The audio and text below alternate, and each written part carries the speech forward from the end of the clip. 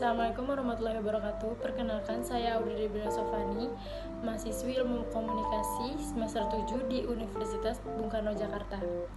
Di sini saya akan membacakan rangkuman materi dari mata kuliah Analisis Lingkungan Bisnis. Pada pertemuan pertama membahas tentang kegiatan bisnis. Kegiatan bisnis merupakan proses kegiatan oleh individu atau kelompok melalui proses penciptaan dan pertukaran kebutuhan dengan tujuan untuk memperoleh keuntungan, khususnya secara finansial. Dalam organisasi bisnis, terdapat pihak-pihak yang secara langsung maupun tidak langsung berhubungan dengan suatu organisasi. Pihak pengelola bisnis dikategorikan menjadi 4, yaitu yang pertama pemilik modal. Pemilik modal adalah pihak-pihak yang menyediakan dana. Yang kedua manajer, yaitu pihak yang memiliki tanggung jawab untuk menjalankan dan mengelola organisasi bisnis. Yang ketiga tenaga kerja, yaitu pihak yang mengelola proses produksi perusahaan. Yang keempat konsumen, yaitu pihak yang menggunakan produk yang dihasilkan oleh organisasi bisnis. Selain pihak pengelola bisnis, dalam kegiatan bisnis ada juga yang disebut stakeholder. Stakeholder terbagi menjadi 9, yaitu yang pertama stockholders, yang kedua customer, yang ketiga surrounding community, yang keempat environmentalist, yang kelima dealers, yang keenam employees, yang ketujuh government leaders, yang kedelapan suppliers, dan yang kesembilan bankers. Bisnis mempunyai maksud dan tujuan tertentu. Berikut adalah maksud dan tujuan dari bisnis. Yang pertama, untuk pemenuhan kebutuhan dan keinginan konsumen. Yang kedua, untuk mendapatkan keuntungan.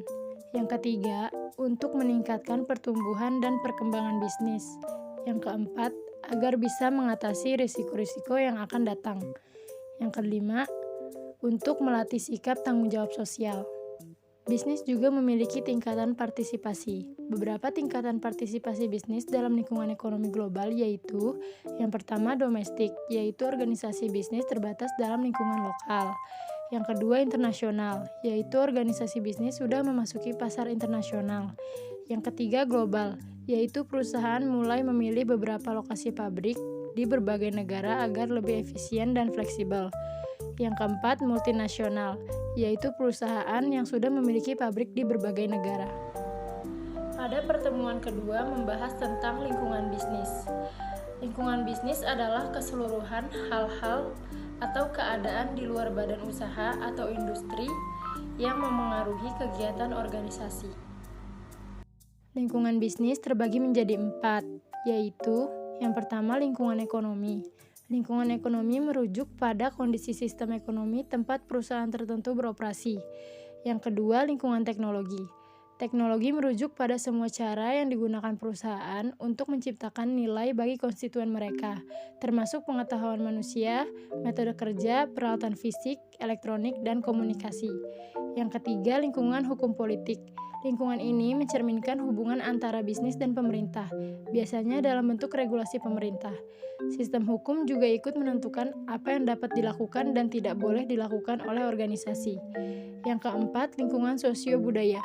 Lingkungan sosial mencakup kebiasaan, adat istiadat, nilai dan karakteristik demografik dari masyarakat di mana sebuah organisasi beroperasi.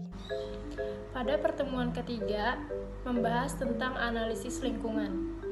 Analisis lingkungan adalah penelusuran kekuatan, kelemahan, peluang, dan ancaman perusahaan sampai ke pangkalnya. Tujuan dari analisis lingkungan ini adalah agar dapat menentukan strategi apa yang akan digunakan oleh perusahaan. Analisis lingkungan terbagi menjadi 2 bagian, yaitu yang pertama analisis lingkungan internal. Analisis lingkungan internal perusahaan merupakan analisis yang berguna dalam mengidentifikasi kekuatan dan kelemahan suatu perusahaan atas dasar sumber daya dan kapabilitas yang dimilikinya. Yang kedua, analisis lingkungan eksternal. Lingkungan eksternal merupakan faktor penting yang perlu dikaji dalam penentuan pengambilan suatu keputusan. Pengenalan dan pemahaman tentang berbagai kondisi serta dampaknya menjadi hal mutlak yang harus ditelaah lebih lanjut. Pada pertemuan keempat membahas tentang eksternal atau makro. Lingkungan makro adalah lingkungan yang terluas dan mempengaruhi kondisi perusahaan baik secara langsung maupun tidak langsung. Setiap manajemen perusahaan mempunyai pendekatan yang berbeda-beda di dalam melakukan analisis lingkungan. Setidaknya terdapat 3 pendekatan analisis lingkungan, yaitu yang pertama, irregular approach. Adalah suatu pendekatan analisis lingkungan eksternal yang dilakukan pada saat dirasakan perlu. Yang kedua, regular approach, merupakan pendekatan analisis lingkungan yang dilakukan secara periodik karena dianggap perubahan dalam suatu jangka waktu tertentu dapat diantisipasi. Yang ketiga, continuous approach, menganggap bahwa lingkungan dapat berubah setiap saat yang perlu segera untuk direspon atau didahului. Analisis lingkungan memerlukan beberapa komponen agar analisis dapat menangkap variabel yang berpengaruh dan perlu untuk diantisipasi. Keempat komponen analisis lingkungan eksternal tersebut ialah yang pertama, scanning, berupaya untuk menangkap sinyal perubahan dan tren dari kondisi lingkungan. Yang kedua, monitoring, bertujuan untuk mendeteksi makna dengan selalu mengobservasi mengikuti perkembangan perubahan dan tren lingkungan tersebut. Yang ketiga, assessing, dimaksudkan untuk menentukan waktu perubahan yang akan terjadi dan tingkat pengaruh terhadap perusahaan. Analisis lingkungan juga memiliki beberapa tahapan. Yang pertama, identifikasi dan seleksi variabel lingkungan. Mengidentifikasi variabel-variabel lingkungan dapat dilakukan dari melihat beberapa indikator yang memiliki kecenderungan perubahan dan memiliki relevansi yang kuat terhadap aktivitas bisnis perusahaan. Yang kedua, memahami karakter masing-masing variabel. Dengan melakukan monitoring terhadap variabel tersebut, diharapkan dapat dikenali bagaimana pola perubahan pada masing-masing variabel terpilih sesuai dengan priority. Yang ketiga, implikasi manajerial. Persoalan terpenting untuk dipahami di dalam analisis lingkungan adalah bagaimana pengaruh dan tuntutan perubahan lingkungan tersebut terhadap manajemen perusahaan. Yang keempat, antisipasi strategi. Setiap perubahan yang melahirkan ancaman dan peluang tersebut tentunya perlu diantisipasi perusahaan.